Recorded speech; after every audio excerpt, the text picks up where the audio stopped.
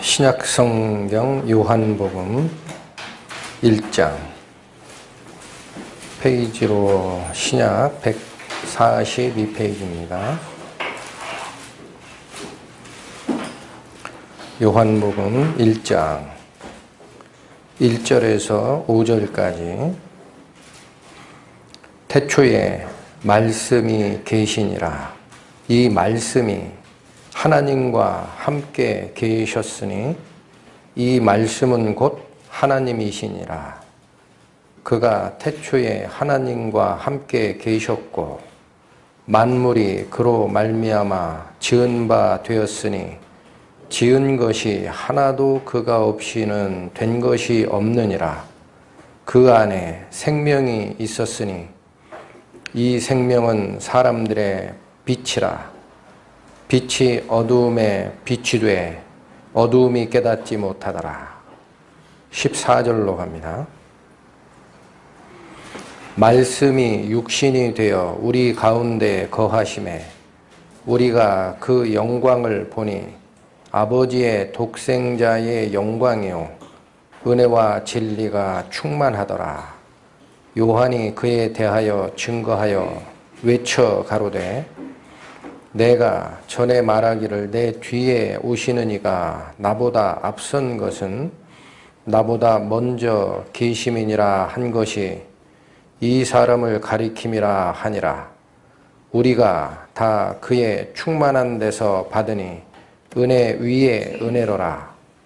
율법은 모세로 말미암아 주신 것이요 은혜와 진리는 예수 그리스도로 말미암아 온 것이라. 본래 하나님을 본 사람이 없으되 아버지 품속에 있는 독생하신 하나님이 나타내셨느니라. 기도하시겠습니다. 하나님의 은혜를 찬양합니다. 저희는 이 시간 말씀으로 표현되던 하나님의 본체를 성경 기록 말씀을 통해 이해하고 다시 한번 상고하고자 합니다.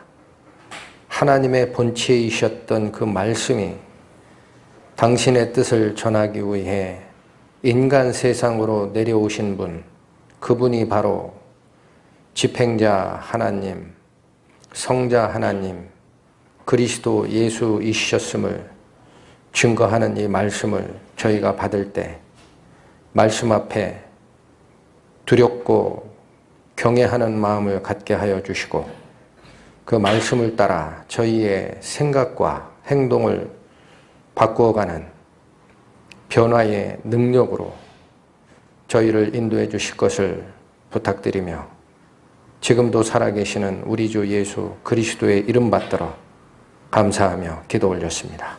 아멘. 오늘 선고하고 싶은 이 요한복음 1장의 말씀으로서의 하나님, 저희가 공간적 제한 안에서 살고 있는 존재들인지라 이걸 이해하는데 얼마만큼 이해가 가능한지도 사실은 물음표입니다.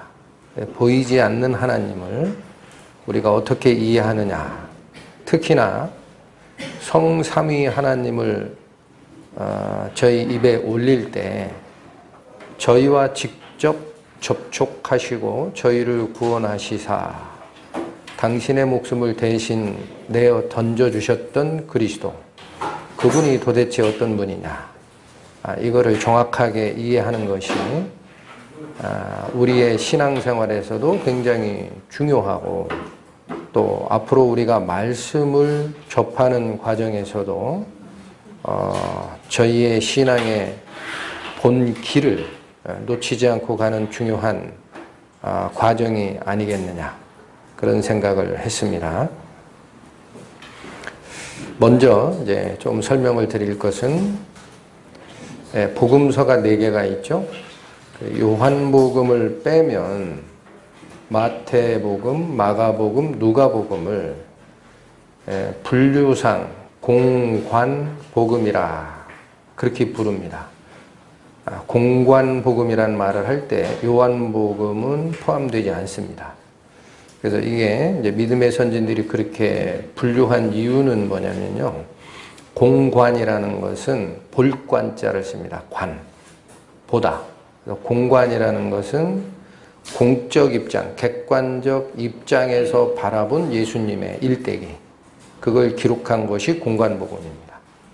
그래서 굳이 표현을 한다면은 인간으로서 오신 예수 그리스도. 인간의 눈에 객관적 제3자의 시각에서 비추셨던 그 예수 그리스도가 어떤 분이냐라는 인간적 예수님의 행적을 기록한 것이 공관복음이다. 그렇게 봐도 아마 무리가 없을 거예요. 그래서 마태복음이나 누가복음에 가면 족보를 먼저 꺼내십니다. 왜냐하면 사람들은 근원을 파악할 때 뭘 요구를 하니까? 족보. 어디에서 근원을 두고 있느냐. 그런데 요한복음만큼은 인간으로서 오신 예수 그리스도를 증거하는 복음서가 아닙니다. 요한복음은 하나님으로서의 그리스도를 증거하는 복음서예요. 그래서 이 요한복음은 시작을 족보로 시작하시지 않고 하나님의 족보로 시작을 하십니다. 태초에 말씀이 계셨는데 이분이 곧 하나님이시고 그 분이 곧 세상을 창조했던 분이시고 그분이 곧 속세인 인간 세상에 나타나신 성자 하나님이셨다. 족보가 없다라고 생각하지 마세요. 족보가 어느 족보를 따릅니까? 육신의 족보가 아니에요. 하나님의 족보를 시작으로 증거하고 있는 복음서가 요한복음입니다. 특히나 이 요한복음과 공관복음을 저희가 공부하고 읽을 때 양쪽 간에 약간 뭐가 일치가 안 된다 싶은 내용들이 혹간 나올 때가 있습니다. 그러시면 어떻게 이해하시면 되느냐? 요한복음은 공관복음서가 이미 쓰여지고 또 성도들 사이에 읽히고 한 지 거의 20년 후에나 쓰여진 거예요. 요한복음은 맨 나중에 사도 요한이 돌아가시기 전쯤, 즉 80에서 90년대쯤 근처에서 쓰여졌다라고 얘기를 합니다. 그러니까 우리 상식선에서 우리가 생각을 해도 이미 쓰여져 있는 공관복음과 똑같은 내용을 반복할 이유가 없는 겁니다. 그래서 기존에 알려지고 읽혀지고 있었던 복음서의 내용이 정확하게 시간 순서상으로 되어 있지를 않고 주제 위주로 되다 보면 밝혀야 될 필요가 있는 부분들이 있을 수 있어요. 아주 세밀한 부분. 그래서 그런 것들을 보충적으로 언급하시는 역할도 요한복음이 하고 있습니다. 그러니까 여러분들이 나중에 공관복음과 요한복음을 읽으시다가 요한복음이 좀 더 자세하게 나오거나 장소와 시간을 명시하는 구절이 있다 하면은 요한복음을 따르시면 됩니다. 그게 보충해주는 역할을 합니다. 어찌됐든 요한복음을 기록하신 사도 요한은 12제자 중에서도 주요 제자 3분 중에 들어갑니다. 수석사도 베드로, 또 요한, 야고보, 이 둘을 세베대의 아들이라 하죠. 그래서 이 세 주요 제자로 변화산상에도 항상 따라다니셨고 또 예수님께서 마지막에 붙잡히기 전에 감람산 겟세마네 동산에 기도하실 때에도 다른 제자들을 어느 곳에 물러놓으시고 딱 주요 제자 3분만 데리고 가서 기도하신 적이 있어요. 그러니까 어느 곳에나 항상 예수님 측근에서 모든 걸 보고 가르침을 받고 같이 경험했던 증인으로는 3분이 가장 적합한 건데 요한 사도는 전해지는 말로는 핍박을 받아 기름에 기름가마, 기름솥에 넣어서 죽이려고 했다라고 해요. 그런데 살아났습니다. 그래서 이분은 죽일 수 없다 그래가지고 반모섬에 유배시켜라 라고 했다라는 기록에는 없으나 전해지는 말씀이 그렇습니다. 그래서 이분은 천수를 누리다 돌아가셨어요. 다른 12제자들은, 그러니까 11제자가 되겠죠. 다 순교했습니다. 근데 요한 사도만큼은 죽이려고 했는데 못 죽이니까. 그 천수를 누리고 돌아가셨다라는 그게 중요한 게 아니고 가장 나중까지 복음을 증거하고 옆에서 같이 생활했던 분이 바로 사도 요한입니다. 그러니까 예수님의 시작부터 예수님이 돌아가시는 모습, 그 이후에 한 40년 이상을 가장 복음을 정확하게 오랫동안 봐왔던 그분이 증거하는 새로운 말씀이 예수 그리스도는 인간이 아니다라는 거예요. 그걸 증거하고자 요한복음을 기록하는 겁니다. 그래서 이 요한복음은 기록의 목적이 마지막에서 두 번째 장에 명시가 되어 있습니다. 찾아보겠습니다.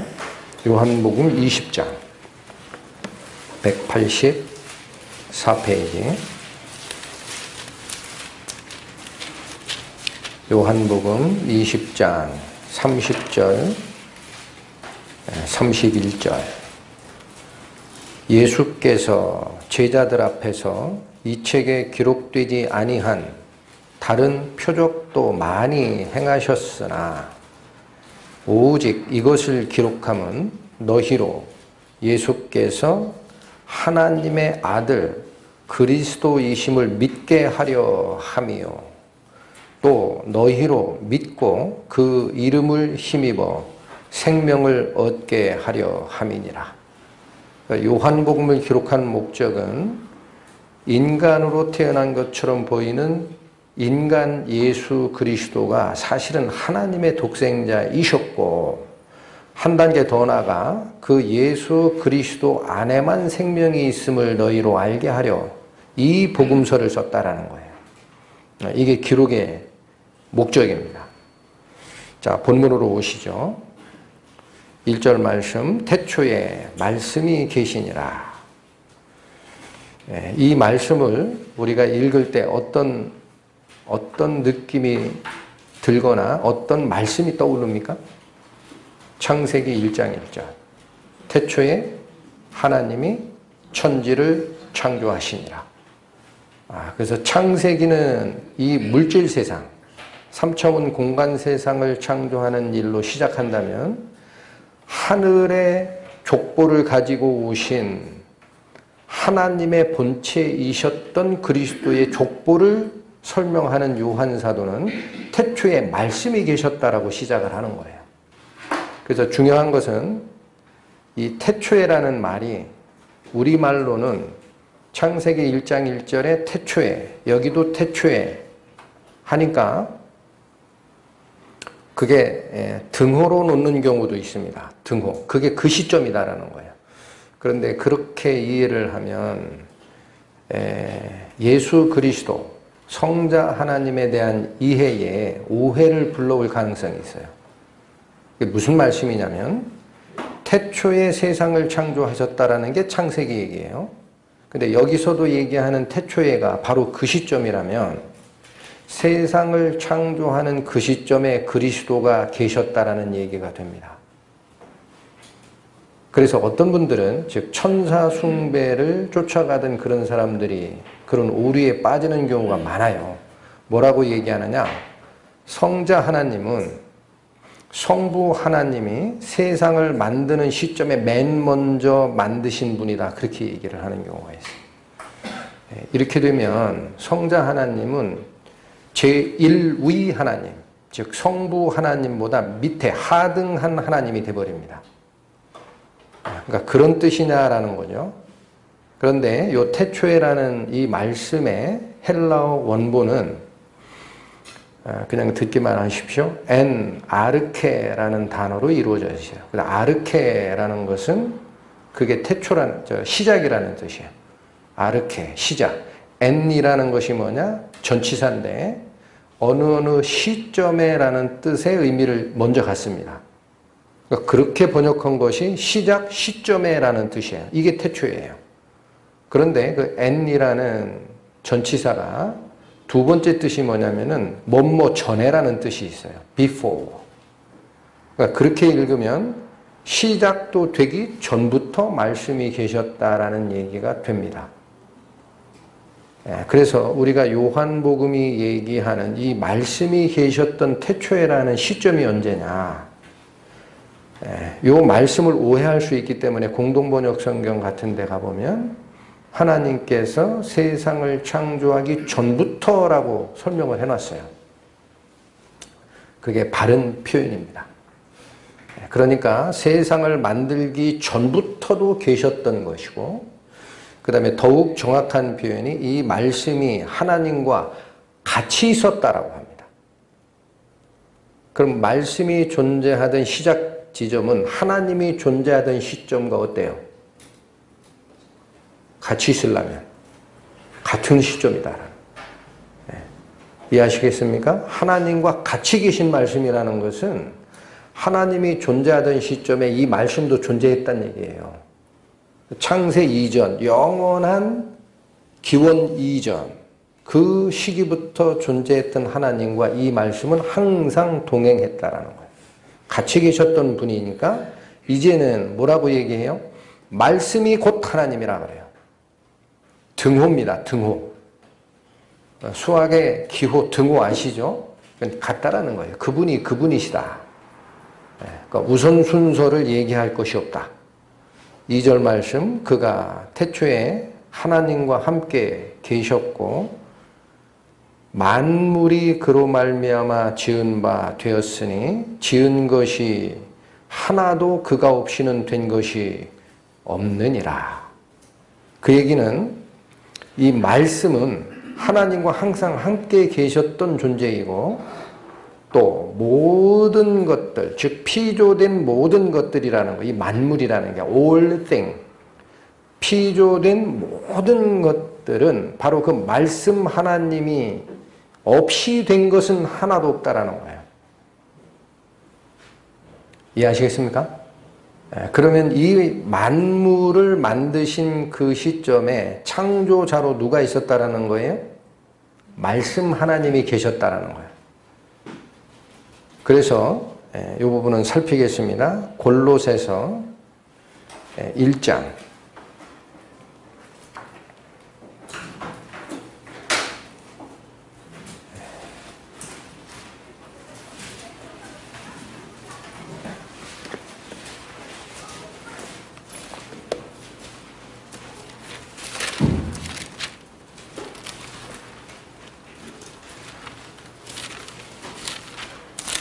신약성경 324페이지 골로새서 1장 16절 말씀 보시죠. 14절부터 읽는 게 좋겠습니다. 14절, 그 아들 안에서 우리가 구속 곧 죄사함을 얻었도다. 그러니까 14절이 시작하는 그 아들 안에서 누구를 지칭한 거죠? 그리스도입니다. 하나님의 아들 그리스도 안에서 우리가 구속 곧 죄사함을 얻었도다. 그는 누구를 받은 거예요? 그 아들. 앞에 나왔던 그 아들을 15절에서 그는이라고 받은 거예요. 그러니까 그리스도는 보이지 아니하시는 하나님의 형상이라 그래요. 그러니까 이 말씀은 하나님은 보이시는 존재가 아니시죠? 그게 드러난 형태가 아들 하나님 그리스도시라는 얘기예요. 하나님의 형상이요 모든 창조물보다 먼저 나신 자니, 여기도 선언한 게 창조물보다 먼저 계신 자다라는 거예요. 이 성자 하나님이. 그러니까 이 창조물 그러면은 물질 세계에 또 이렇게 오해할 수 있으니까 16절에 부연 설명을 하십니다. 만물이 그에게 창조되되, 이건 모든 피조 세계가 그라는 것은 여전히 아들 하나님을 가리키고 있는데 주의를 놓치시면 안 됩니다. 모든 피조 세계가 아들 하나님에게 바치기 위해 창조됐다라는 거예요. 그에게라는 게 그런 뜻이에요. 아들 하나님께 바치기 위해 창조되되 하늘과 땅에서, 하늘과 땅이라는 것은 넓게 하늘 그러면 영의 세계도 됩니다. 근데 3차원 공간의 하늘로 이해할 수도 있어요. 아직은 드러나지 않았어요. 근데 하늘과 땅에서 이어지는 말씀, 보이는 것들과 보이지 않는 것들을 다 통칭합니다. 보이는 것들은 뭐예요? 우리 물질 세계입니다. 보이지 않는 것들 그러면 우리 눈에 안 보이는 물질, 공기, 전파 이렇게 이해할 수도 있기 때문에 이어지는 말은 뭡니까? 혹은 보좌들이나 주관들이나 정사들이나 권세들이 또는 만물이 이게 예예요. 혹은 그런 얘기면 예를 들면 그런 얘기예요. 예를 들면 이런 것들과 다 포함한 만물이 그로 말미암고 그를 위하여 창조됐다라고 선언합니다. 그로 말미암았다라는 건 뭐예요? 성자 하나님에 의하여 창조됐다라는 거예요. 말미암았다라는 건. 또 그를 위하여 창조됐다라는 것은 뭐예요? 그에게 바치기 위해 창조됐다라는 거예요. 그런데 보좌들, 주관들, 정사들, 권세들이라고 표현된 거 있죠. 요게 복수로 써져 있습니다. 그리고 이 복수로 써진 이 용례는 헬라어 문법에 가보면은요, 주관, 권세, 정사라는 것은 눈에 안 보이는 그런 명사가 아니라 눈에 보이는 보통 명사예요. 이것들이. 그 무슨 소리냐 했더니 이 단어들이 나타나는 영어의 의미가 보좌들이라는 거는 thrones라고 되어 있어요. 영어 성경을 펴보시면 나중에 그렇게 되어 있습니다. thrones, 복수. 주관들, dominions. 정사들, principalities. 또 권세들, powers. 이렇게 되어 있는데 그 영어 복수로 되어 있는 거를 영어 사전에 가서 찾아보면은 천사의 계급입니다. 그러니까 지금 설명하려는 게 뭐예요? 골로새서 1장 16절이 설명하려는 것은 모든 피조 세계가 아들 하나님께 바치기 위해 창조가 됐는데 아들 하나님이 창조자이셨고 또 아들 하나님을 위하여 창조된 것들이다. 예를 든 게 하늘에 있는 것이나 땅에 있는 것이나 보이는 것이나 보이지 않는 것이나 모든 것이 그렇게 창조됐다. 그리고 예를 든 게 뭐까지 들었어요? 천사의 계급을 얘기합니다. 그게 무슨 뜻일까요? 창조자로 참여하시는 말씀의 하나님, 그리스도 하나님은 성부 하나님이 맨 먼저 만든 존재이다라는 말이 아니고 창조자로 참여하신 것이고 어느 세계도 그분이 만드신 거예요? 영적 존재들, 천사들. 그러니까 천사 숭배하는 이런 사상을 잘못 받아들인 분들은 예수 그리스도가 첫 번째 피조물이다라고까지 얘기하는 분이 있어요. 우리는 처음 듣는 분들은 황당하죠. 그런 사상들이 조심스럽습니다. 심지어는 뭐라고 하느냐? 구약에 보면은 하나님의 사자가 나타나서 이런 표현들이 나오고 특히나 모세에게 나타날 때에도 그 가시떨기의 불꽃 중에 나타날 때 하나님의 사자가 이렇게 시작을 하는데 나중에 여호와라고 표현을 합니다. 그래서 이렇게 하나님의 사자라는 것은 하나님의 천사예요. 이런 표현들이 자꾸 써지다 보니까 어떻게 오해하는 단계까지도 가느냐. 천사 장인 미가엘이 예수님이라고 얘기하는 경우도 있어요. 터무니없는 얘기들을 하는 겁니다. 이 말씀을 꼭 붙으십시오. 그리스도는 그런 분이 아니고 그런 천사의 계급들을 만들 때에도 창조자이셨다는 거예요. 그러니까 본문으로 돌아오십니다. 본문으로 돌아오시면 태초에라는 의미가 이제는 분명히 드러나야 합니다. 세상을 만드는 그 시점에가 아니고 그 이전부터 누구랑 같이 계셨던 존재? 하나님과 항상 같이 계셨던 그 존재. 점점 힘들어져요. 이해하기가. 이걸 다른 분으로 봐야 되느냐 이거야. 하나님과 다른 분으로 봐야 되느냐. 네, 오늘 설명을 쭉 들으시면 전체 끝에 가면 이제 정리가 되실 겁니다. 하여튼 그 존재를 여기서는 뭐라고 얘기하느냐? 말씀이라고 얘기를 하시고 그 말씀이 곧 창조자이셨다라는 말을 하시고 계신 겁니다. 그런데 이 표현이 어디에도 있느냐? 잠언에도 있어요. 잠언 8장으로 가십니다. 구약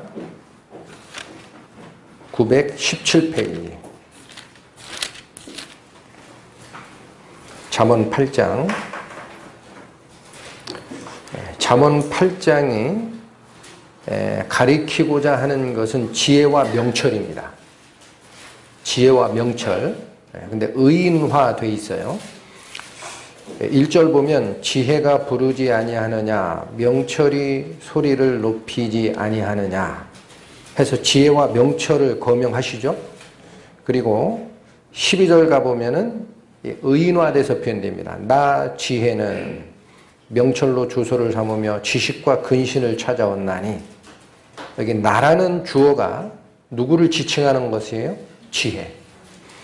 자, 그런데 이 나라는 것이 22절에 가면 이렇게 표현되어 있어요. 여호와께서 그 조화의 시작. 이 조화의 시작이라는 게 뭐예요?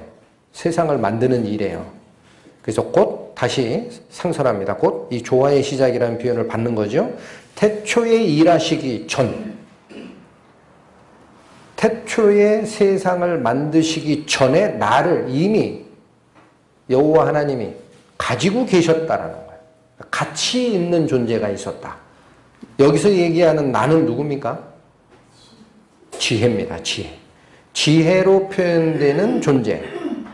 세상을 창조하기 전부터 하나님과 같이 있었던 지혜라는 존재를 설명을 하시고 30절에 가면은 내가 그 곁에서, 즉 성부 하나님, 여호와 하나님 옆에서 뭐가 되었다라고 되어 있어요? 창조자가 되어 날마다 그 기뻐하신 바가 되었으며 항상 그 앞에서 즐거워하였다. 잠언이 얘기하는 하나님과 항상 같이 계셨고 세상 창조 이전부터 하나님과 동행하셨던 그 존재를 뭐라고 표현하고 있습니까? 지혜. 그리고 그 지혜가 곧 창조자였다라는 말을 하고 있습니다. 그런데 그 말씀과 오늘 본문에 태초에 말씀이 계셨고 그 말씀이 하나님과 함께 계셨고 그 말씀은 곧 하나님이시라고 얘기하시면서 3절에 만물이 그로 말미암아 지은 바 되었으니 지은 것이 하나라도 그가 없이 된 게 없다 라는 말씀에 가리키는 방향이 똑같죠. 근데 잠언에서는 뭐라고 표현하신 거예요? 지혜. 여기서는 말씀. 어떤 게 더 좋습니까? 보이지 아니하는 하나님을 나타내기 위한 인간이 이해할 수 있는 방식을 설명하는 거예요. 그래서 조금만 더 말씀을 드리면 말씀이라는 이 단어, 이게 원래 원전은 헬라어죠. 가보면 뭐라고 표현된 단어냐? 로고스라는 단어를 씁니다. 로고스. 근데 이 헬라어 로고스에서 논리를 얘기하는 로직이라는 단어가 나와요. 그 다음에 법칙이라는 뜻이 되는 로라는 단어도 거기서 파생이 됩니다. 그 다음에 당연히 이 로고스로부터 우리가 쓰는 말이라는 뜻인 랭귀지도 파생이 됩니다. 그러니까 신기한 거죠. 원래 저자가 말씀하고자 했던 것은 우리 입으로 얘기하는 음성 언어의 범주를 넘는 거였습니다. 음성 언어의 범주는 랭귀지 쪽으로 나온 것이고 원래 로고스가 함축하고 있는 것은 어떤 로직, 법칙 또는 어떤 원리 또는 지혜, 보이지 아니하는 그분의 속성 이런 걸 통칭해서 로고스라고 한다 그래요. 그러니까 우리가 이제 받으실 때는 하나님이 보이지 않지만 하나님이 가지고 계셨던 성품들이 있어요. 그분의 사랑, 그분의 공의, 그분의 무한한 능력, 영원히 존재하는 속성 이런 것을 어떻게 표현할 수 있겠습니까? 안 보이는 분인데. 그래서 그분이 가지고 있는 본질적 성품과 자질과 속성을 한마디로 나타낸 단어가 뭐다? 로고스라는 겁니다. 그 로고스의 하나님이 하나님 안에 계셨다는 거예요. 하나님 안에. 그래서 그분이 그 원칙과 지혜와 능력을 가지고 세상을 창조하는 창조자로 같이 역사하셨다라는 뜻이 요한복음 1장에서 처음에 말씀하시고자 하는 그 뜻이다라는 거예요. 조금은 이해가 되십니까? 자, 그래서 이제 우리가 이해할 때는 어떻게 이해하면 되느냐? 저는 그렇게 받고 있어요. 안 보이시는 하나님, 우주보다도 크신 하나님, 모든 것을 결정하시고 질서를 잡고 운행해 가시는 결정자, 지배자 하나님이 계세요. 그분이 성부 하나님입니다. 근데 그분이 보이는 세계로 당신의 뜻을 전하기 위해서는 뭔가 드러나야 됩니다.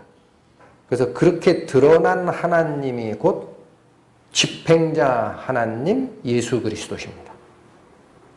보이지 않는 하나님이 보이는 세계에 드러날 때는 집행자 하나님을 통해서 뜻이 이루어지고 실시가 되고 하는 거예요. 그러니까 그분이 곧 창조자라는 얘기가 뭐예요? 물질 세계는 드러나야 되죠. 네. 그때 참여하신 속성을 집행자 하나님이라고 합니다. 우리는 육신으로 오신 예수님만 기억하는데 원래 그분이 그리스도였다라는 거예요. 그분이. 그럼 육신으로 오신 예수님은 뭡니까?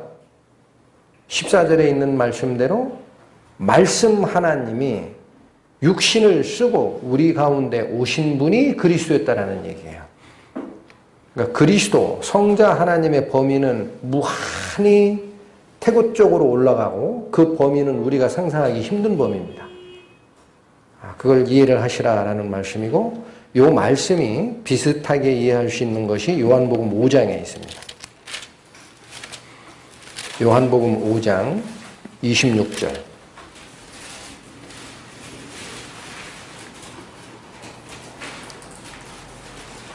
(26절) (27절) 말씀. 아버지께서 자기 속에 생명이 있음 같이 아들에게도 생명을 주어 그 속에 있게 하셨고 또 인자됨을 인하여 심판하는 권세를 주셨느니라. 간단한 말씀인데 우리는 알고 있습니다. 모든 창조의 근원이 누구세요? 여호와 하나님. 모든 생명을 만드신 분의 근원이 어디에 있어요? 여호와 하나님. 그분만 영원히 죽지 아니함이 있다라고 성경에 언급하셨으니까. 근데 바로 그 생명을 누구에게 주었다라고 나옵니까? 아들에게 주었다라고 되어 있어요. 그럼 생명이 둘로 나눠진 게 아니고 하나님이 가지고 계신 능력의 근원, 생명의 근원, 원래 속성을 아들 하나님을 통해 드러냈다라는 얘기입니다. 그런데 27절에 보면은 또 인자됨을 인하여 심판하는 권세를 주셨느니라. 이 기록의 말씀이 있죠. 인자된다라는 게 무슨 뜻이에요? 사람의 아들로 태어난 것 때문에라는 거예요. 말씀 하나님이 사람의 아들로 태어나서 이 피조 세계의 가장 핵심이 되는 인간 세상 구원의 이 일을 다 하신 집행자 하나님이기 때문에 그분에게 바로 물질 세계, 피조 세계 전체의 지배권을 하나님이 넘기셨다라는 권한 위임의 표시입니다. 이 말씀이. 이해가 좀 되시나요? 아직도 어렵죠. 그래서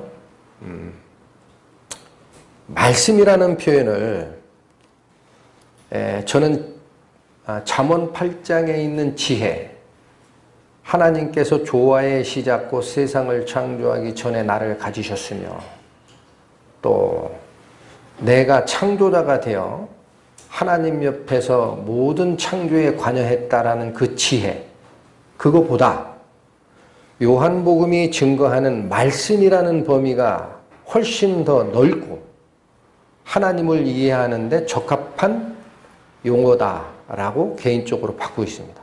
지혜 그러면 뭐는 거기 빠질 수 있어요?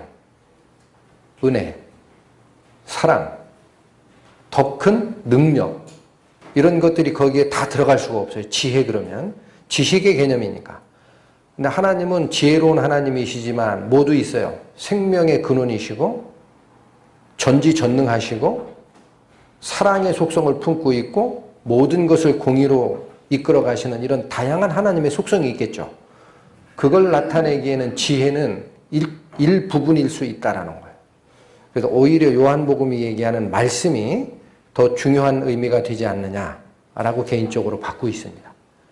그리고 우리가 방금 읽으셨던 요한복음 5장의 증거는 그분의 속성, 즉 아버지 안에 있었던 생명이 어디에도 같이 계셨다라는 얘기를 확인했습니까?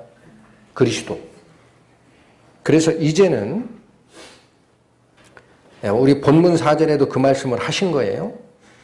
본문 4절 잠깐 읽고 갑니다. 그 안에 생명이 있었으니 이 생명은 사람들의 빛이라.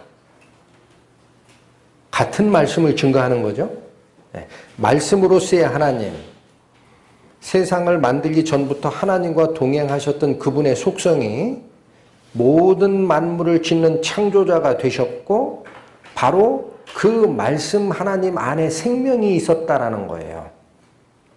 그게 요한복음 5장에 있던 하나님 안에 생명이 있었고 아들 안에도 생명이 있게 하사 라는 뜻입니다. 그 생명을 가지고 오시는 분이 그리스도라는 거예요. 그러니까 이 두 단어를 합치면 그리스도는 단순한 말씀이 아니라 무슨 말씀이 됩니까? 생명의 말씀이 됩니다. 살아있는 말씀. 자, 시편 잠깐 보십니다. 구약 823페이지.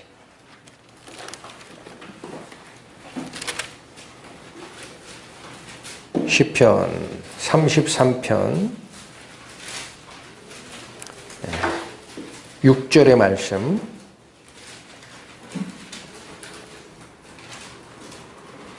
여호와의 말씀으로 하늘이 지음이 되었으며 그 만상이 그 입기운으로 이루었도다. 구약 성경에는 아직 뭐라고 얘기하십니까? 성부 하나님의 말씀으로 하늘과 모든 것이 다 만들어졌다 그래요.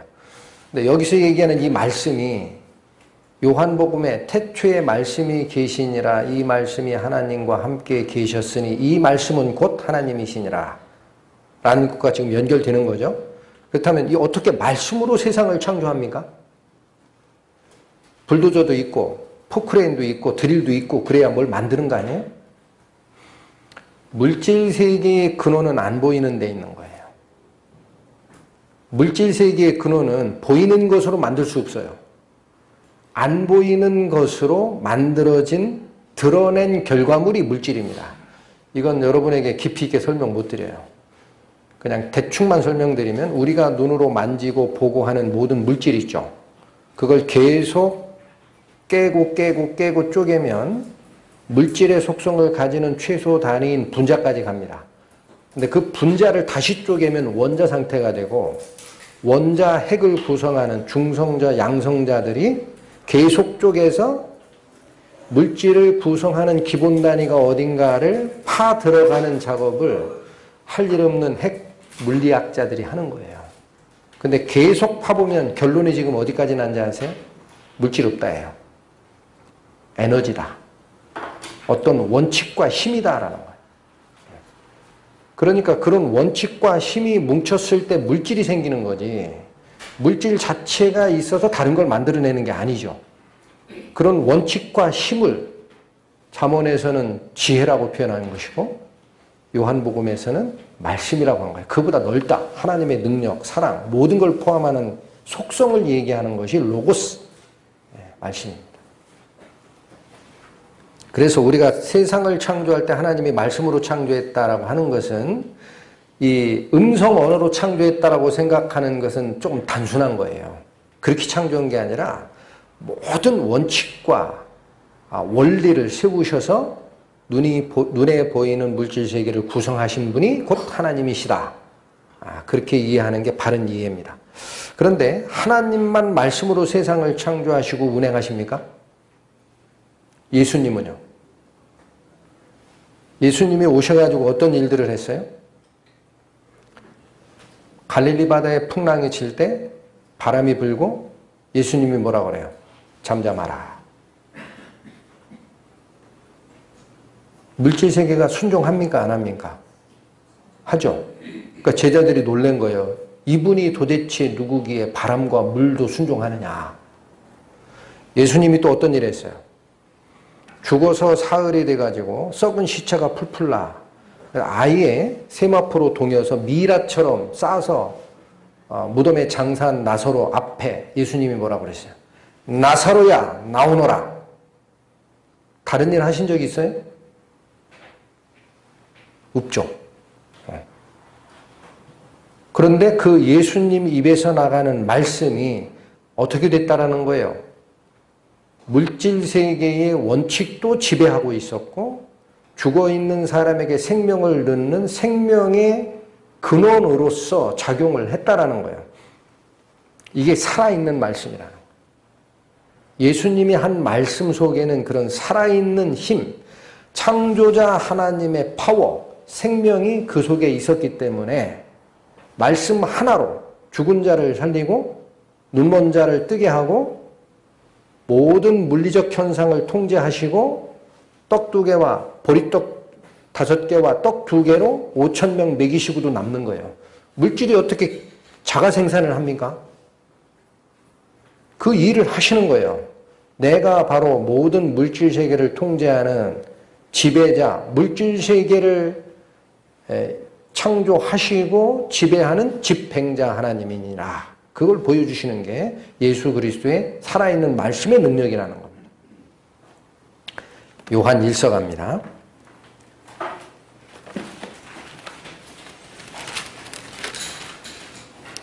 신약성경 388페이지 요한 1서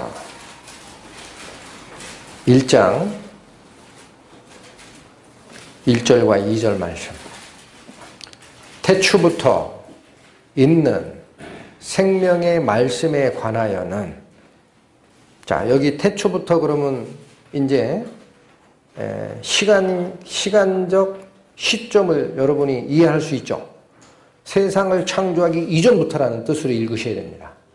말씀이 나올 때는 태초부터 있는 생명의 말씀에 관하여는, 요한복음 1장 1절은 태초에 말씀이 계시니라 라고 시작했는데 여기 수식어 하나가 더 붙었죠. 말씀 앞에 뭐가 붙어요? 생명의 말씀. 태초부터 있는 생명의 말씀에 관하여는 우리가 들은 바요. 누구로부터 들었어요? 3년 반 동안 예수님 옆에서 계속 들었잖아요. 눈으로 본 바요. 그분의 능력도 봤지만 말씀이 육신돼서 같이 거하는 예수 그리스도, 인간 예수 그리스도를 눈으로 봤어요. 주목하고 우리 손으로 만진 바라. 누구를 얘기하는 겁니까? 말씀이 육신이 되어 우리 가운데 거하셨던 하나님 예수 그리스도를 이렇게 증거하는 겁니다. 요한 사도는. 그러니까 만찬석상에서도 가장 나이가 젊었다고도 해요. 요한이. 예수님의 사랑을 듬뿍 받아가지고 예수님 품에 기대서 밥 먹던 그 마지막 제자. 그러니까 뭐라고 표현해요? 생명의 말씀에 대해서는 우리가 듣기만 한 게 아니고 눈으로 보기도 했고 바라보고 손으로 만지기까지 했다 그러죠? 2절, 이 생명이 나타내신 바 된지라. 원래는 생명이 드러나지를 잘 않습니다. 보이지 않는 영역이니까. 근데 이 생명이 나타내신 바 된지라. 이 영원한 생명을, 수식어고 하나가 더 붙었습니다. 어떤 생명? 영원하신 생명. 영원한 생명을 우리가 보았고 증거하여 너희에게 전하노니 이는 아버지와 함께 계시다가 우리에게 나타내신 바 된 자라. 이게 그리스도를 나타내는 표현입니다. 아버지 하나님과 항상 같이 계셨던 그분의 속성인데 그게 우리 인간 세상에 드러낸 존재가 바로 생명의 말씀, 영원한 생명의 말씀, 말씀이 육신이 되어 우리 가운데 거하신 성육신한 성자 하나님, 그리스도다.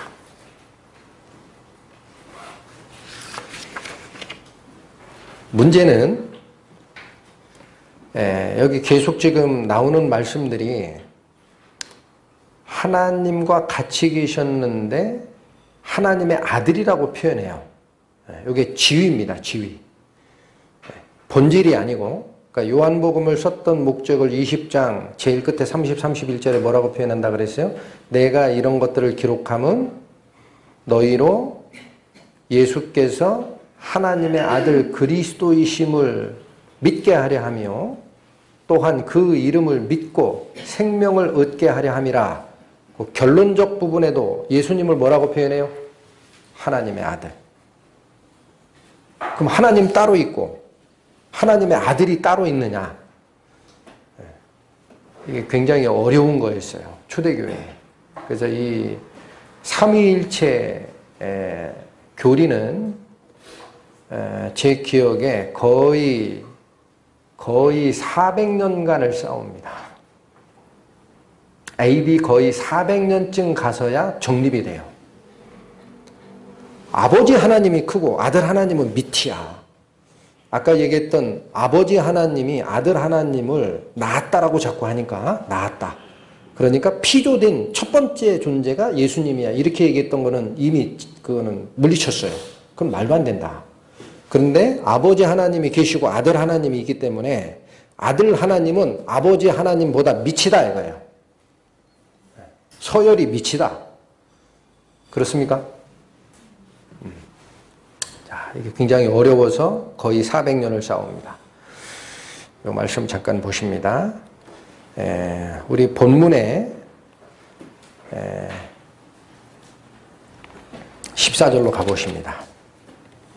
말씀이 육신이 되어 우리 가운데 거하심에, 이제 이분이 누구신지는 더 이상 얘기 안 해도 알죠?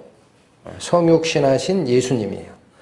거하심에 우리가 그 영광을 보니 아버지의 독생자의 영광이요 은혜와 진리가 충만하더라라고 되어 있어요.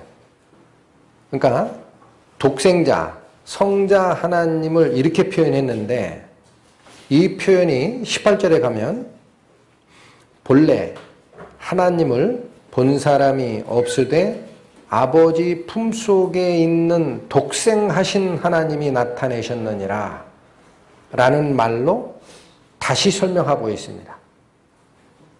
그러면 14절에 보면은 아버지의 독생자라고 하면 우리 부모관계, 인간이 가지고 있는 부모관계로 보면 아버지 따로 계시고 아들 따로 계시잖아요. 그렇죠? 네. 결정권도 다르고 아버지 말을 듣기는 하지만 거역할 수도 있고 이런 존재로 보이죠. 근데 18절에 가보면은 그 독생자 그리스도를 뭐라고 표현했느냐? 하나님을 본 사람이 없으되 아버지 품속에 있는 독생하신 하나님이 나타내셨다라고 되어 있어요. 이게 무슨 말일까? 여기 독생하신이라는 이 단어도 원래 헬라어 원본에 가보면은 외아들이라는 뜻도 됩니다. 그걸 부인하진 않아요. 왜냐 14절에 이미 그렇게 표현했으니까. 근데 또 하나의 뜻은 뭐냐면요. 유일한이라는 뜻이 있어요. 유일한. 그러니까 18절에 있는 독생하신 하나님이라는 표현을 그렇게 바꿔 읽으면 한번 바꿔 읽어보겠습니다. 본래 하나님을 본 사람이 없으되 아버지 품속에 있는 유일하신 하나님이 나타내셨느니라. 그런 말이 돼요. 더 어렵나요? 이 말은 하나님의 속성을 나타내는 크기가 있어요. 이렇게 이만하다고 생각을 하세요. 근데 이 중에 일부분이 성자 하나님으로 나타내신 바 된 거라면은 성부 하나님을 나타내는 영역은 성자 하나님이 드러내신 영역 외에도 또 있죠. 그러면 유일하신 하나님이에요? 성자 하나님은 그 중에 일부예요. 부분이 됩니다. 부분 집합이 되는 거예요. 근데 여기서 얘기하는 하나님 품속에 있는 유일하신 하나님이라는 거는요. 원래 한 분밖에 없는 하나님이 속성이 있어요. 그게 그대로 드러나신 분이 예수님이라는 뜻이에요. 아버지와 아들 관계를 우리 3차원 인간 세상의 족보로 이해를 하면 안 됩니다. 원래 아들이라는 것은 뭐예요? 아버지를 닮는 존재죠. 사람이 아들을 낳으면 사람을 낳고 강아지가 아들을 낳으면 아들이 좀 이상하네요. 새끼를 낳으면 강아지 낳고 고양이가 새끼 낳으면 고양이 낳듯이 하나님이 아들을 낳으셨다라는 것은 하나님이라는 거예요. 그게. 독생하셨다라는 의미는 아까도 얘기했지만 유일하신 하나님의 속성을 드러내는 존재는 예수님밖에 없다라는 겁니다. 다른 식으로 드러내는 존재가 없다. 거기가 그렇게까지 이해가 가능합니까? 안 보이시는 성부 하나님을 이해를 하다 보니까 이런 느낌이 들어요. 제가 지금 설명을 드렸는데 여러분 동의하세요? 성부 하나님이 계신데 지금 제가 얘기하려고 하는 핵심이 이겁니다. 성경 기록을 통해 성부 하나님의 보이지 아니하는 속성이 100%가 있는데 그 중에 80%만 가지고 오신 게 성자 하나님이라면 20%가 따로 있죠. 그러면 성자 하나님만 유일한 하나님이라고 얘기할 수 없어요. 여기 따로 있으니까. 그럼 부분집합이 돼야 됩니다. 근데 그런 의미의 독생자가 아니고 그 안에 계신 하나님의 본체가 왔다라는 거예요. 그래서 유일한 하나님을 나타내는 유일한 단위, 유일한 부분이 예수님이라는 겁니다. 그럼 같다라는 등식이 성립이 되어야 됩니다. 말이 너무 많죠? 이사야서 갑니다. 이사야. 구약 975페이지.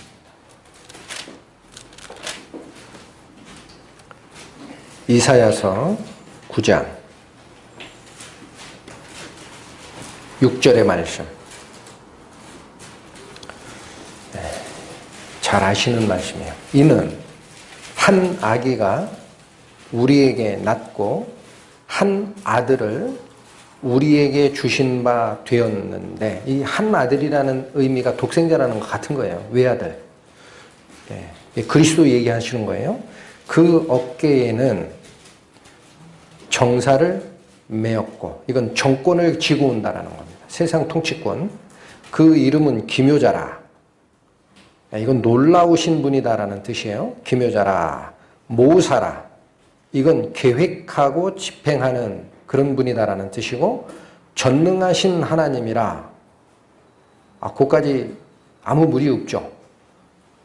자, 그 다음 말씀을 잘 기억하십시오. 분명히 한 아기, 한 아들을 우리에게 주셨다라고 하는데 그 다음 서술하는 것은 영존하시는 아버지래요. 그분이 어떻게 이해가 가능합니까? 독생자 그리스도가 오셨는데 세상 통치권을 쥐고 오시고 놀라우신 능력을 가지고 계시고 모든 일을 계획했던 분이시고 전지전능한 하나님의 반열에 계시다. 이해가 가요. 성자 하나님이니까. 그런데 여기 뭐라 그래요? 영존하시는 누구라? 아버지라. 아버지라는 호칭은 성부 하나님께만 쓰는 거예요. 그러니까 이 말을 제가 드러낸 이유가 뭐냐? 성자 하나님이 보이지 아니하는 하나님의 속성이 인간 눈에 드러나게끔 집행자 하나님으로 오신 분이지만 중요한 것은 부분집합이 아니라는 겁니다. 부분집합이 아니고 아버지가 그냥 오신 거야. 그런 얘기예요. 생명과 능력과 권한에 있어서 사랑에 있어서 모든 것은 아버지 하나님이 우리에게 전하고 싶었던 그 속성에서 부족함도 없고 빠진 것도 없고 그분이 그대로 오신 분이 성자 하나님이시다. 그래서 성부 하나님이 제1위고 성자 하나님이 제2위 하나님이라고 하는데 이 둘 간에 지위의 차이나 능력의 차이나 본질의 차이가 있다 없다? 없다. 그게 그렇게 힘들었어요. 그러니까 한 400년 가까이 논쟁이 됐었어요. 400년 가까이. 예수 그리스도 하나님이 어떤 하나님이냐.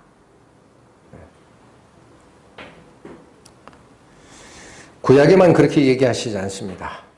요한복음으로 다시 갑니다. 오늘은 성자 하나님에 대해서 가능하면 더 깊이 있게 시간을 가지고 상고하고 있습니다. 요한복음 10장.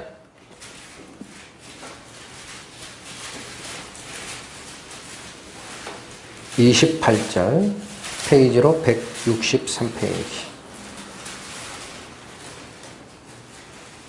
28절에서 30절까지 내가 너희에게 영생을 주노니. 잠깐만 끊겠습니다. 이 말씀은 뭐랑 같은 건가요? 요한 1세에서 얘기했던 태초부터 있었던 영생의 말씀, 생명의 말씀, 그대로 받은 겁니다. 내가 너희에게 영생을 주노니 영원히 멸망치 아니할 터이요 또 저희를 내 손에서 빼앗을 자가 없느니라. 여기서 나는 누구예요? 그리스도입니다. 예수님이에요. 29절 저희를 주신 내 아버지는 만유보다 크심에 아무도 아버지 손에서 빼앗을 수 없느니라. 희한한 지금 문법이 나왔어요. 이런 거 그냥 쭉 읽어나가면은 휙 지나가죠. 다시 보세요. 28절 내가 저희에게 영생을 주노니 이건 영생을 주는 주체가 누구예요? 나 그리스도. 영원히 멸망치 아니할 것이고 또 저희를 누구 손에서? 내 손에서 빼앗을 자가 없다 그러죠. 그러니까 28절은 온전히 성자 하나님께 드리는 말이에요. 온전히. 여긴 아버지가 없어요. 그런데 29절 가면 얘가 뭐로 바뀌어요? 아버지로 바뀌어요. 저희를 주신 내 아버지는 만유보다 크심에 아무도 내 손에서 아버지 손에서 뺏을 수 없느니라. 문법 구조가 보입니까? 28절은 내 손에서 못 뺏는다 그러고 내가 영생을 준다 그래요. 근데 29절 가보면은 아버지께서 주신 거다 그래. 맞죠? 주시는 주체가 29절 가면 아버지예요. 그 다음에 누구 손에서 못 뺏는다 그래요? 아버지 손. 호호, 참 희한하네. 그럼 도대체 아버지와 아들은 무슨 관계야? 더하기 빼기 수학 공식이에요. 30절 선언했어요. 궁금하지? 30절. 나와 아버지는 성경 말씀이 그렇게 얘기하시는 거예요. 궁금하잖아. 내가 영생 준다 그러고 내 손에서 못 뺏는다. 아버지가 어마어마하게 크신 분인데 그 아버지가 주신 거야. 근데 아버지 손에서 못 뺏어. 그러면 한 번은 성자 하나님에게서 못 뺏는다. 한 번은 성부 하나님께서 못 뺏는다. 그러면 두 분 간의 관계가 뭘까? 3차원 공간의 부자 관계로 이해하면 두 분이 다른 분으로 느껴진다는 거예요. 그러니까 딱 정했어요. 나랑 아버지는 둘이 아니고 하나다. 이게 바로 우리가 하나님을 이해하는데 절대 놓치면 안 되는 부분입니다. 그러니까 성자 하나님을 다른 하나님으로 볼 이유가 하나도 없는 거예요. 이게 드러나는 거예요. 말씀을 통해. 그래서 제2위 하나님이 성부 하나님보다 하등의 하나님이다. 그런 거 다 이단적 사상이라고 다 쳤어요. 그 과정이 400년이 걸리는 거예요. 어느 쪽을 보면 아들이 조금 아버지보다 낮은 것 같고 아버지 명령을 받는 것 같고 근데 어디 보면 아들이 아버지라고 하고 이게 도대체 어떻게 된 거야?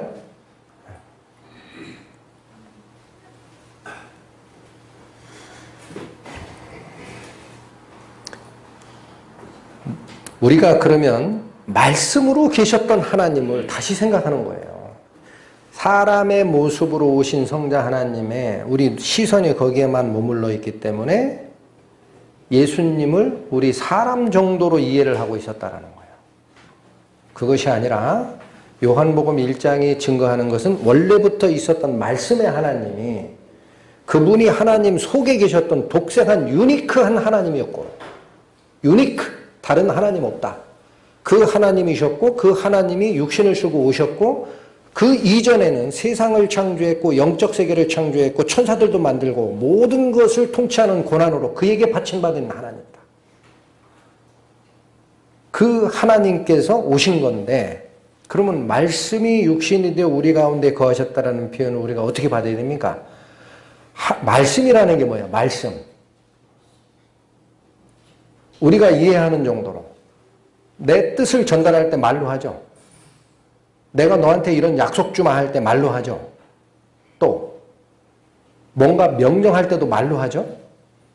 만들 때 처음 뭐가 출발합니까? 손이 가는 게 아니에요. 말이 가는 거예요. 말이. 설계도가 말입니다. 도표화된 말. 맞습니까?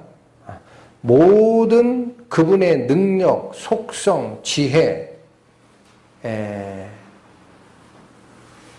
또 뭐라고 표현해야 됩니까? 사랑, 계획 이런 걸 다 담고 있는 표현이 말씀인 거예요. 로고스. 그 말씀이 말씀으로 계시면 되는데 그 속성으로 계시면 되는데 인간의 눈에는 드러날 수가 없어요. 그러니까 하나님 어떤 하나님이세요? 물었더니 글쎄 내가 보이는 존재면 나를 드러냈으면 딱 좋겠는데 방법이 없구나. 해서 막 설명을 하신 거예요. 막 구약의 선지자로부터 쭉 모세로부터 나는 이런 자야 이런 자야 스스로 있는 자야. 나 이외에는 다른 자가 없어. 내가 세상을 만든 자야. 내가 생명의 근원이고 다른 건 무서워하지 마. 막 설명했는데도 이해가 안 돼. 그래서 어떻게 한 거예요? 그냥 내가 네 모습으로 가서 얘기하마 그냥 하고 육신을 쓰고 오신 겁니다. 그래서 그분을 육신으로 쓰고 오시는 예수님을 성경에서는 뭐라고 증거합니까? 임마누엘이라 그래요. 임마누엘. 마태복음 1장 23절에 보면 이사야서를 인용해서 나오죠. 아들을 낳으리니 이름을 임마누엘이라 하리라 라고 이사야서에 기록되어 있는 말씀이 있어요. 임마누엘이 무슨 뜻입니까? 하나님이 우리와 함께 계시다. 예수님이 누구라는 거예요? 옛적부터 있었던 하나님이 인간 세상으로 내려와 우리와 같이 임재하시려고 했던 그분이라는 거예요. 임마누엘이 그 뜻입니다. 하늘의 세계, 영원한 세계, 생명의 근원이셨던 그분이 우리 인간과 같이 호흡하고 얘기하고 약속을 전하고 이루어 주시기 위해 인간의 모습으로 다시 드러나신 분. 그래서 그걸 집행자 하나님이라고 얘기하는 거예요. 모든 걸 통제하시는 주권자 하나님이 집행자 하나님의 모습으로 나타냈던 임마누엘 하나님. 그분을 우리가 예수님이라고 표현하는 겁니다. 그러니 성부 하나님과 성자 하나님은 반열의 차이가 있어요? 없어요? 없습니다. 그분이 곧 그분이에요. 자, 그래서 예수님께서는 그러니까 그리스도 하나님께서는 세상을 만들기 전에는 말씀이라는 것으로 표현되는 하나님의 본질적 속성으로 계셨고 세상도 그런 원리에 의해서 창조가 되었고 그분이 나중에 모든 피조 세계의 통치자로 쓰실 분이시고 그리고 성육신하여 하나님의 뜻을 이루기 위해 인간 세상에 오셨고 그분은 지금은 육신으로는 안 계시잖아요. 그럼 지금 뭐로 계세요? 지금 다시 말씀으로 계십니다. 이걸 이해를 하라네. 요한 사도가 우리에게 전하고 싶었던 게 그거예요. 여기 기록된 거 있지? 이거 문자가 아니야. 이거 영원하신 생명이 있으신 그리스도의 말씀이시고 생명의 말씀이시고 내가 이 말씀을 드릴 때 육신의 귀로 듣지 말고 너희 영의 귀로 열고 들으라. 그 안에 뭐가 있다? 생명이 있다. 지금 말씀으로 계신 거예요. 그러니까 이 말씀 한마디 한마디를 그래서 우리가 놓칠 수가 없는 겁니다. 여기에 다 들어가 계시니까.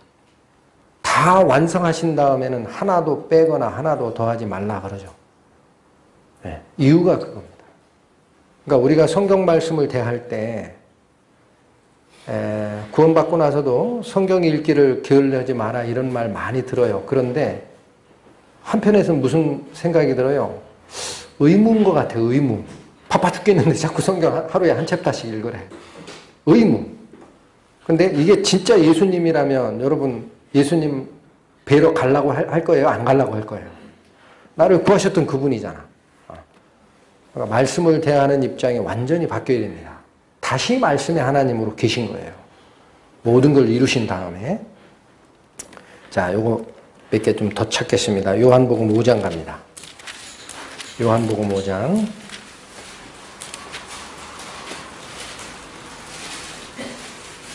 (39절)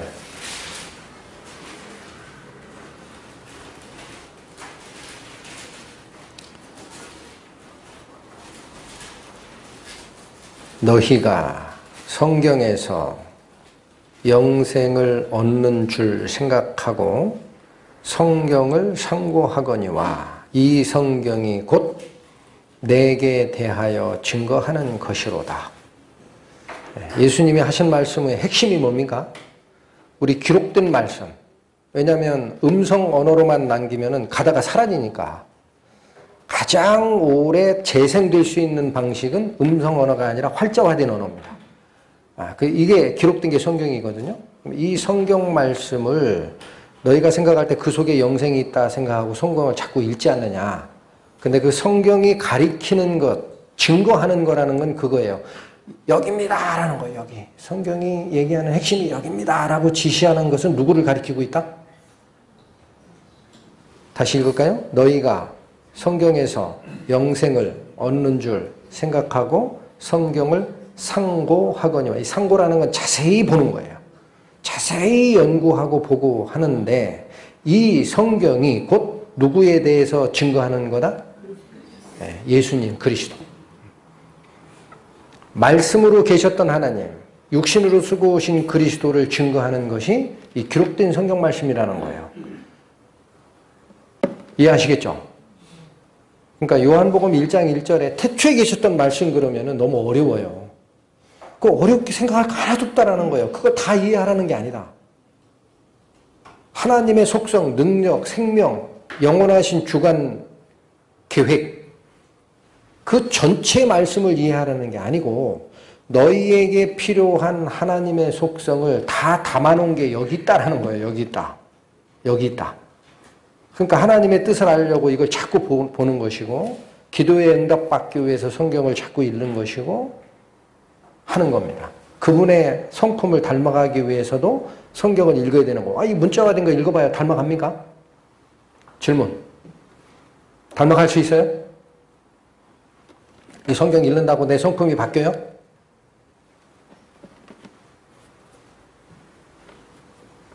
마음으로 읽으면 바뀝니다.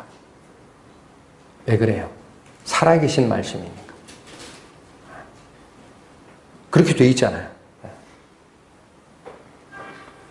그 말씀이 죽은 말씀이 아닙니다. 하나님의 말씀은 살았고 운동력이 있어 관절과 골수를 찔러 쪼개기까지 하며 마음의 생각과 뜻을 감찰하나니 이 말씀을 내가 마음으로 대하면요. 성경 말씀이 나를 바꿔가는 힘이 있을까요? 없을까요?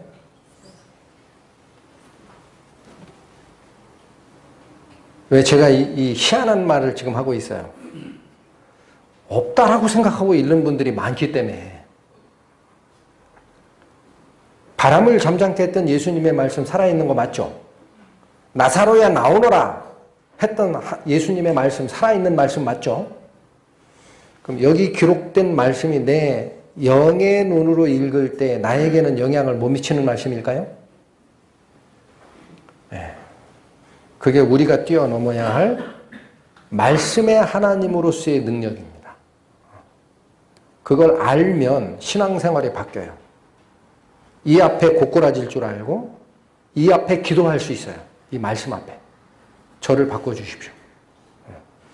자, 지금 여기서는 성경 자체가 예수님을 증거한다라고 되어 있습니다. 다시 요한복음 14장 가보세요. 요한복음 14장.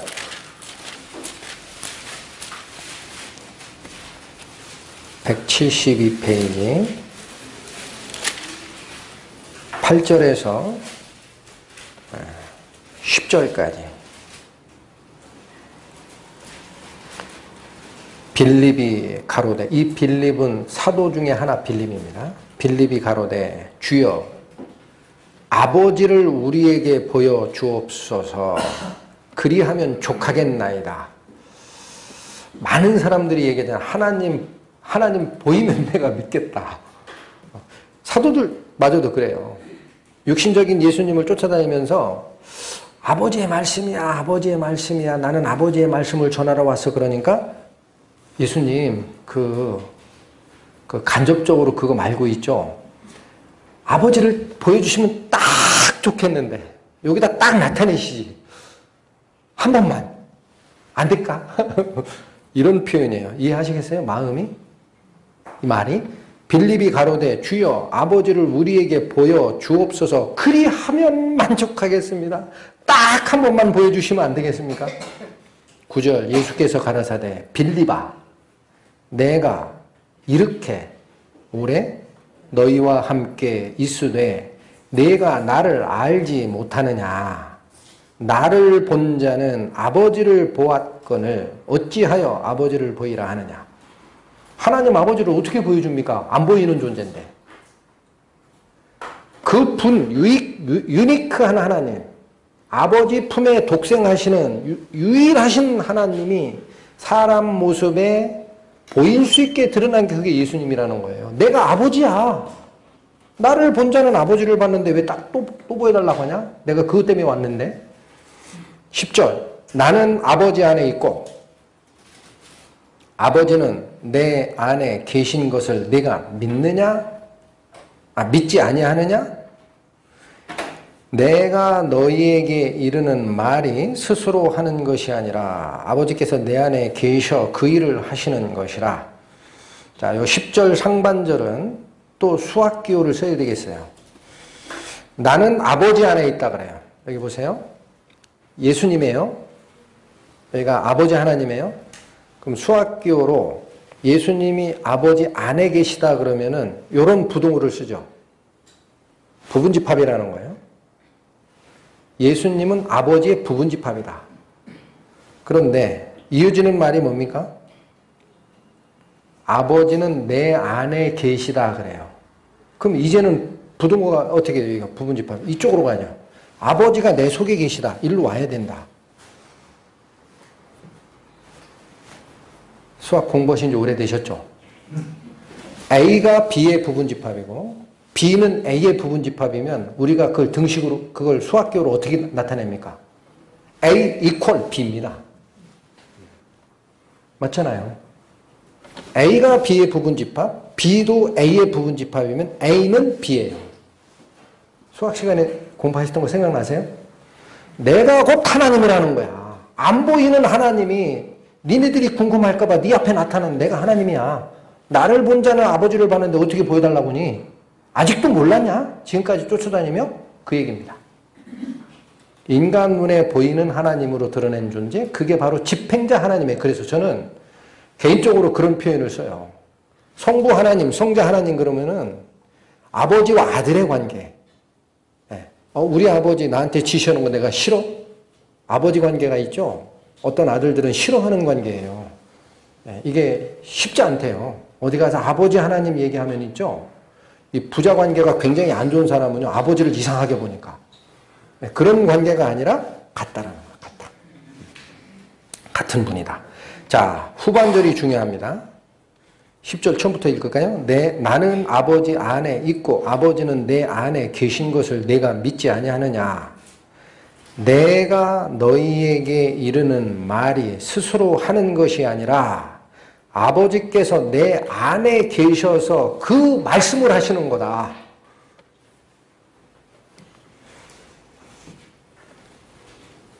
점점 확실해집니까?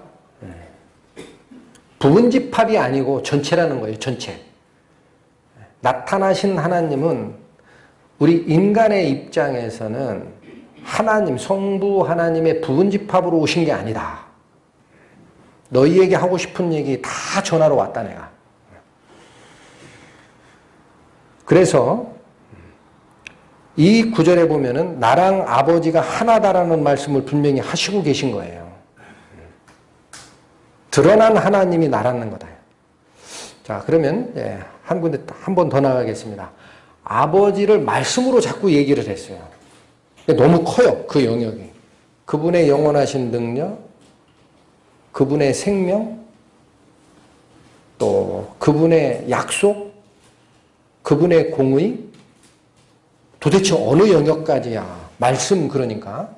근데 우리는 이제 뭐라고 얘기하면 더 친숙하냐? 하나님이 우리에게 심어주신 인치시는 성령. 성령 하나님 또 계시잖아.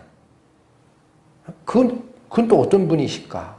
성령은 도대체 성부와 성자 사이에 어떤 역할을 하시는가? 또 궁금하지잖아. 하나님의 본질을 우리가 어떻게 이해하면 됩니까? 한마디로. 하나님이 어떤 분이에요? 눈에 보이시는 분? 아닌 거 알고 계시죠? 그럼 하나님을 당신은 뭐라고 드러내셨어요? I am who I am 그런 거 말고 속성으로. 요한복음 4장. 다 요한복음이 나와요. 하나님으로서의 그리스도를 증거한 복음서입니다. 요한복음 4장 24절 보십니다. 하나님은 찾으셨어요? 148페이지. 하나님은 영이시니 예배하는 자가 신령과 진정으로 예배할지니라. 하나님이 안 보이시는 분이다라는 걸 가지고는 설명이 안 되니까. 그러니까 우리 인간이 이해하기 가장 좋은 것으로 본질을 설명하신 것이 하나님은 눈에 보이는 물질 아니다라는 거예요. 하나님은 영이시라는 거예요. 영적 존재이시다. 이게 하나님의 본질을 나타내는 가장 중요한 단어입니다. 그런데 영생을 얻었다 그러죠, 우리. 또 성령으로 거듭난다라는 말씀들을 하잖아요. 그러니까 이 복음의 진수로 들어가는 거예요. 복음의 진수. 성령으로 거듭난다라는 얘기를 하니까 이게 도대체 무슨 말일까? 내가 하나님께 성령을 받은 자가 맞을까? 설교에서 수도 없이 나가는데 이게 무슨 말일까? 아직 그 물음표가 해소가 안 되신 분은 이 말씀을 잘 들으십시오. 분명히 하나님이 영이시라고 정의를 했어요. 근데 이 영이 또 눈에 안 보이는 거예요. 영이. 그러니까 이걸 어떻게 얘기를 할까 하다가 요한복음 6장 가세요. 6장.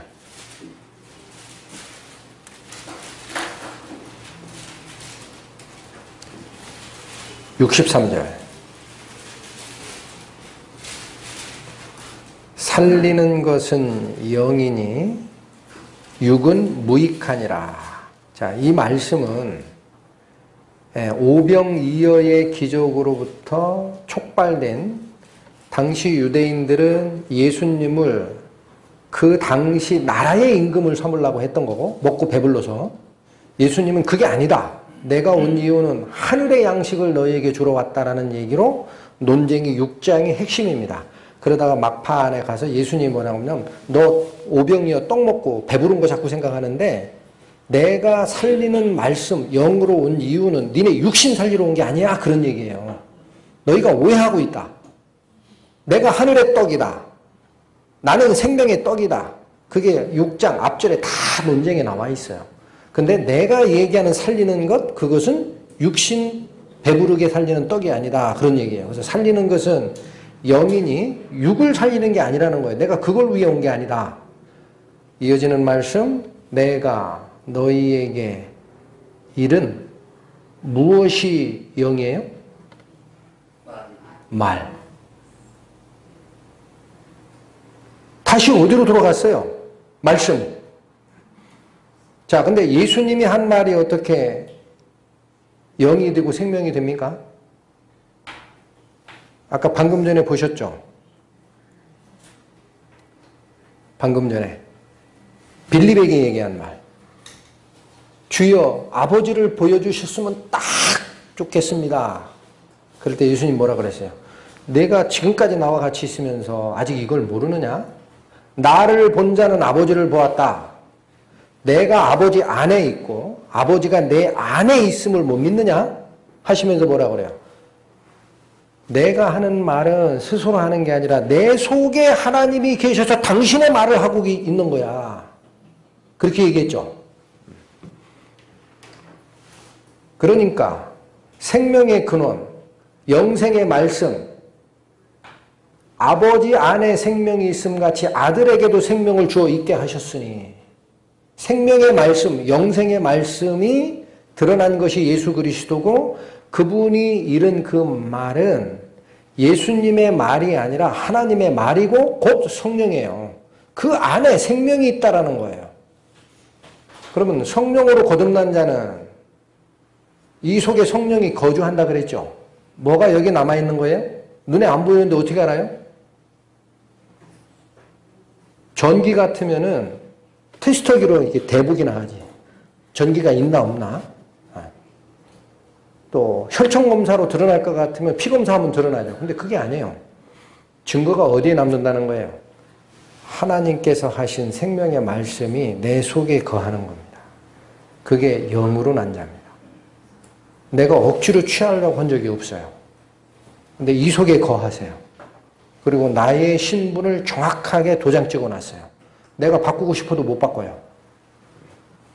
그 말씀 때문에. 그것이 영으로 나는 거예요. 그것이. 여기 나오잖아요. 그러니까 말씀의 하나님이 얼마나 중요한 거예요. 우리 신앙생활에.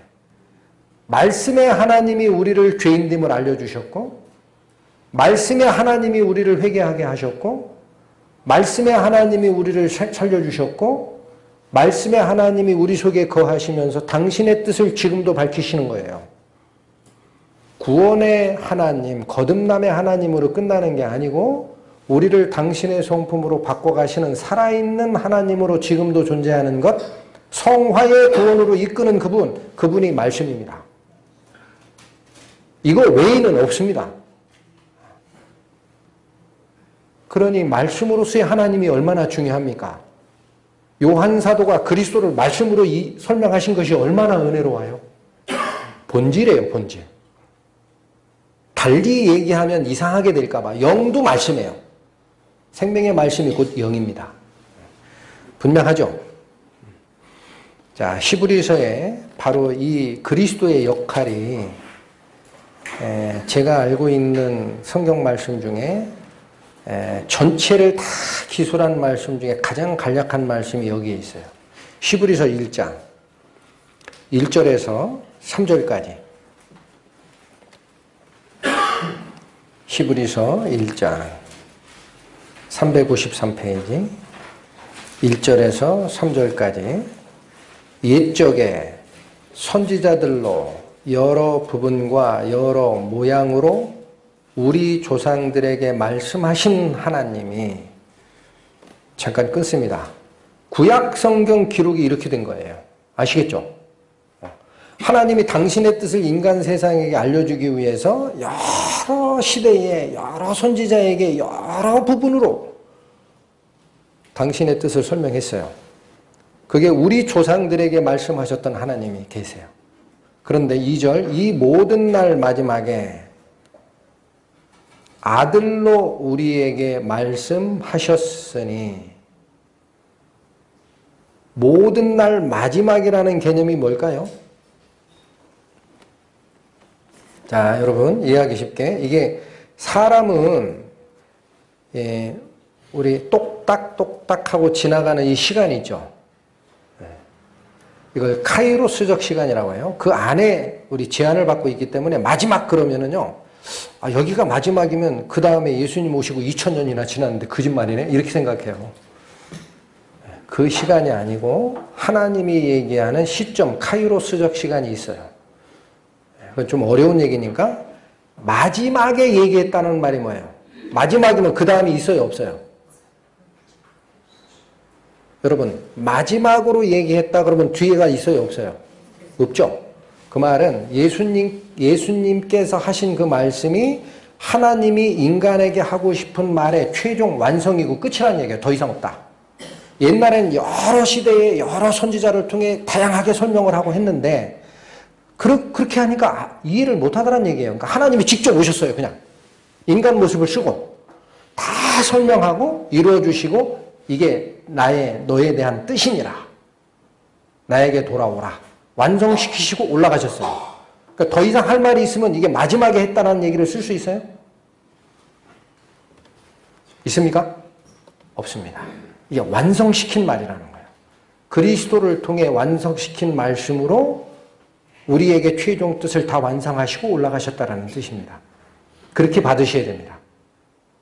자, 다시 봅니다. 2절. 이 모든 날 마지막에, 즉 선지자들에게 여러 모양으로 여러 부분에서 얘기했던 그 모든 날의 맨 끝에 더 이상 대언의 개념이 아니라 직접 오셔서 하시는 거예요. 아들로 우리에게 말씀하셨으니 이 아들을 만유의 후사로 세우시고, 이 표현은 무슨 말입니까? 한자가 좀 어렵죠. 후사라는 것은 상속자입니다.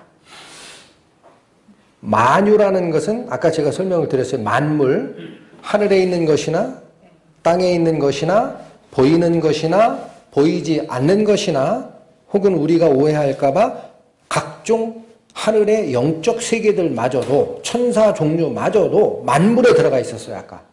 그걸 다 만드셨는데 그 만물의 상속자가 됐다는 건 무슨 뜻입니까? 이 아들이라는 표현 때문에 이걸 쓰는 거예요. 원래는 이게 누구 소유예요? 하나님 소유예요. 근데 아들이 뭐를 얻는 게 아들이에요? 상속권을 이어받는 게 아들이죠. 더 쉽게 표현할게요. 소유권자입니다. 만유의 소유권자로 아들을 세우시는 거예요. 그러니까 아버지 따로 있고 아들이 오는 게 아니고 원래 피조세계, 드러나는 세계의 집행자는 바로 성자 하나님인 겁니다. 표현이 그렇게 와 있는 거예요. 그러니까 그 통치권이 아버지 하나님이라는 개념에서 아들에게 이양된 것처럼 얘기를 하는 거예요. 세우시고 저로 말미암아 모든 세계를 지으셨느니라. 이건 전에 얘기했던 말씀과 같죠. 창조주도 그리스도였다라는 거예요. 그리스도. 창조주도 그리스도. 창조된 모든 세계의 최종 통치권자, 소유권자도 누구? 그리스도. 원래부터 있었던 말씀이 그렇게 왔다라는 거예요. 3절 봅니다. 이는, 이게 여기 이는 누구예요? 네, 이게 그리스도예요. 이제는 표현이 살짝 바뀌었어요. 잘 보세요. 이는 하나님의 독생자의 영광이요. 그래요? 네. 요한복음에서는 말씀이 육신이 되어 우리 가운데 거하심에 우리가 그 영광을 보니 하나님의 독생자의 영광이요 은혜와 진리가 충만하더라. 그래서 아버지와 아들의 영광이 따로 있는 것처럼 설명이 되어 있잖아요. 근데 우리가 지금까지 살폈던 것은 등호입니다. 등호. 그래서 여긴 뭐라 그래요? 이는 즉 그리스도는 하나님의 영광이에요. 근데 그게 광채라는 건 뭐예요? 드러난 결과가 광채예요. 광채. 드러난 우리 눈에 드러난 게 광채예요. 그러니까 예수님은 하나님의 영광 본질이었는데 그게 우리 눈에 보이게끔 드러난 분이라는 거예요. 이어지는 말씀이 분명하게 선언합니다. 그 본체의 형상이라 그래요. 본체의 형상이라는 건 뭐예요? 하나님이 제가 지금 서 있는 이 제 몸이 있어요. 그럼 팔 하나 잘라서 이게 하나님이야 라고 얘기하면 본체라고 얘기할 수 있어요? 없어요. 반 잘라서 이게 하나님이야 그러면 본체라고 얘기할 수 있어요? 없어요. 뭐라 그래요?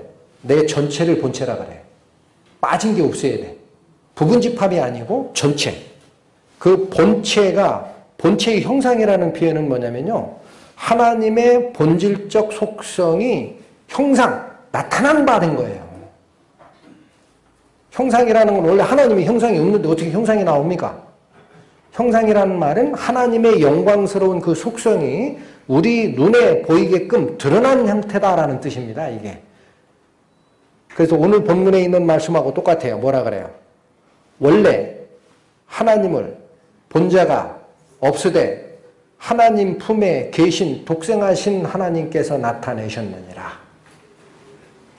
우리 눈에 보이게 드러난 하나님, 그게 곧 성자 하나님인 거지 아버지와 아들처럼 우리 육신적인 부자관계처럼 인격이 두 개가 있는데 서로 우열관계가 있고 그런 하나님 아닌 거예요. 이해하시겠죠? 3절 다시 읽습니다. 이는 하나님의 영광의 광채시요 그 본체가 드러난 것이다 라는 거예요.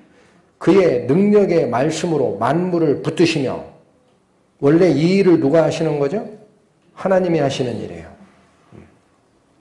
능력의 말씀으로 만물을 붙드시며 우리 인간 세상에 제일 중요한 말씀, 죄를 정결케 하는 이 일을 하시고 높은 곳에 계신 우염의 우편에 앉으셨느니라.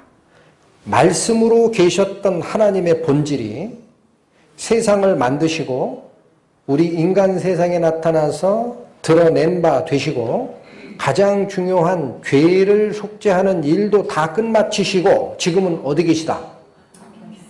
가장 위험 있는 분, 하나님. 우편으로 가 계시다라는 거예요. 지금 다시 하늘의 세계로 올라가신 거예요. 하나님의 반열에 그 위치에 서 계십니다. 우편이라는 표현은 왜 썼느냐? 우리의 의로움을 대변하는 자라는 뜻이에요. 우편은. right, 이게 우편인데 righteousness가 의예요. 의. 전에 여러 번 설명드렸어요. 하나님의 의를 대변하는 위치에 서 계신 거예요. 거기를 통해서 올 때만 의롭다라고 칭할 수 있는 겁니다. 그 위치에 지금도 우리를 위해 간구하는 자로 서 계시는 분, 그분이 바로 인간 세상에 나타나셨다가 모든 뜻을 이루시고 올라가신 하나님.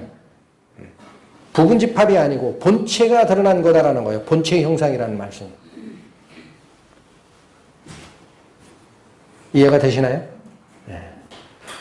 자, 그래서 오늘은 요한복음이 왜 영광의 복음이라고 얘기를 하느냐.